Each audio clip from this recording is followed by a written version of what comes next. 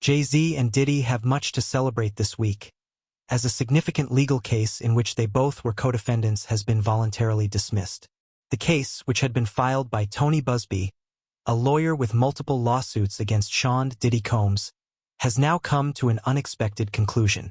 The lawsuit initially alleged that Jay-Z, Shawn Carter, and Diddy, Sean Combs, were involved in the sexual assault of a 13-year-old girl at an after-party following the MTV Video Music Awards back in 2000.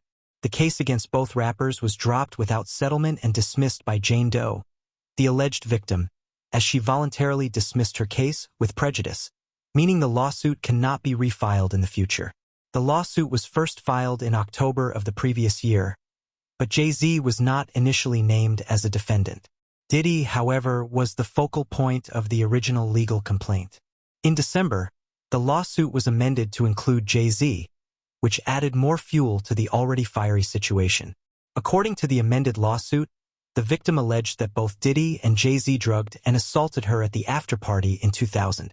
The allegations also mentioned that an unnamed celebrity had allegedly watched the events unfold but did nothing to intervene. The case was widely publicized, drawing significant media attention due to the involvement of two of the most prominent figures in the music industry. This case created a massive media storm, with Jay-Z and Diddy rarely being seen involved in such legal matters. For many, it was shocking to see Jay-Z, a businessman with a highly successful empire, and Diddy, the founder of Bad Boy Records, at the center of such allegations. Both men are highly influential figures in the world of music and entertainment, and the allegations brought against them were serious, to say the least.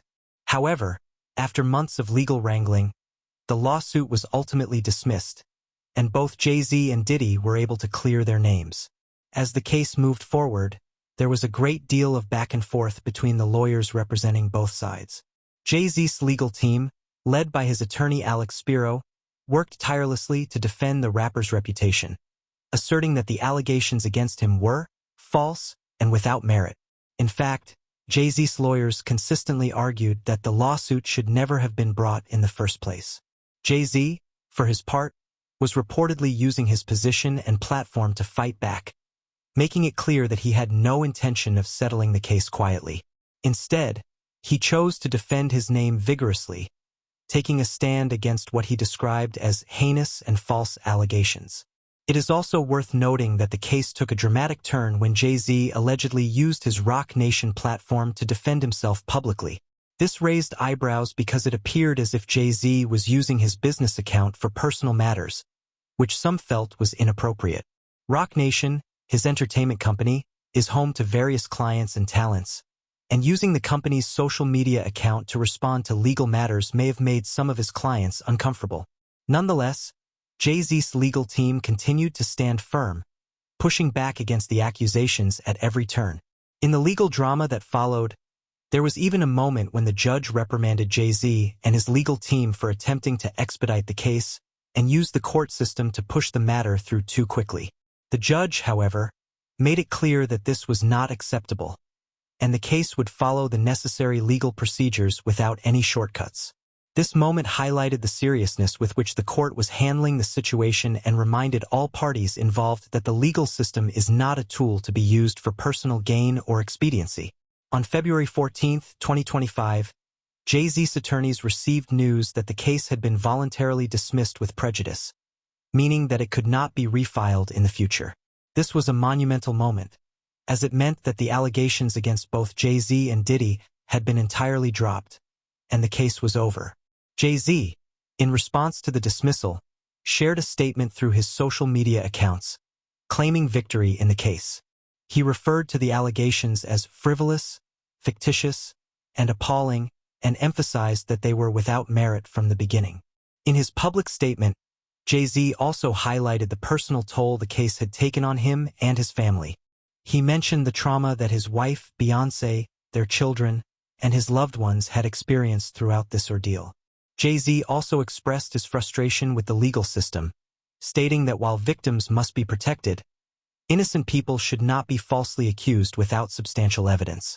He further criticized the legal strategy employed by Tony Busby, the lawyer behind the lawsuits, claiming that Busby's tactics were more focused on the media spotlight than on the truth. Jay-Z's statement concluded with a call for the truth to prevail for all victims of abuse and for those who are falsely accused. The rapper expressed his resolve to continue fighting against baseless claims and made it clear that he would not let this legal battle tarnish his name without a fight. He reiterated that he had never settled or paid any money to the accuser and maintained his innocence throughout the entire ordeal. Diddy's legal team also responded to the dismissal of the case, echoing similar sentiments to those of Jay-Z's attorneys. Diddy's lawyer emphasized that the case was without merit and that the allegations against him were completely false. The lawyer further stated that the lawsuit had been sensationalized and built on falsehoods, not facts. According to Diddy's attorney, the legal battle had been an attempt to capitalize on the public's appetite for scandal, with no regard for the truth. Diddy's legal team also made it clear that they were not intimidated by the media circus surrounding the case and would continue to fight any baseless claims brought against their client. The statement from Diddy's legal team concluded by reaffirming the rapper's innocence, declaring that he had never committed any crimes related to sexual assault or trafficking, and asserting that the lawsuit was yet another example of how lawsuits can be manipulated to serve personal agendas. Diddy's lawyers were confident that this case would eventually collapse, as there was no substance to the allegations. One of the key questions raised by the dismissal of this case is whether it will have any impact on the other lawsuits Tony Busby is currently handling against Diddy. As of now, Busby is representing over 100 alleged victims who have filed lawsuits against Diddy for various forms of assault and misconduct. Many of these victims have chosen to remain anonymous, and their lawsuits are currently in progress. It is unclear how the dismissal of the Jane Doe case will affect these ongoing legal battles. Legal experts have weighed in on the matter, suggesting that the voluntary dismissal with prejudice of this particular lawsuit may signal trouble for the other cases Busby is pursuing. Since this lawsuit was the first to be dismissed in this manner, it raises questions about the strength of the other claims Busby is representing. If other lawsuits are built on similarly weak or unfounded allegations, they could also face dismissal in the future. While this case may have come to a conclusion, it is far from the only legal issue Diddy is currently facing. The rapper is still embroiled in a separate federal case, with charges related to racketeering and trafficking. Diddy's trial is set to begin in May of this year, and it is likely to be a highly publicized event. In addition to his federal case, Diddy is also involved in a lawsuit against NBC Universal and Peacock, the streaming service, for defamation related to a documentary about his life. The documentary, Diddy, The Making of a Bad Boy, aired on Peacock in January 2025, and allegedly included defamatory claims about Diddy's involvement in the deaths of people in his inner circle, including his ex-girlfriend Kim Porter. Porter, who passed away in 2018, was the mother of Diddy's children. The documentary reportedly implied that Diddy was responsible for her death, despite the Los Angeles County Coroner's Office ruling that her death was from natural causes, specifically pneumonia.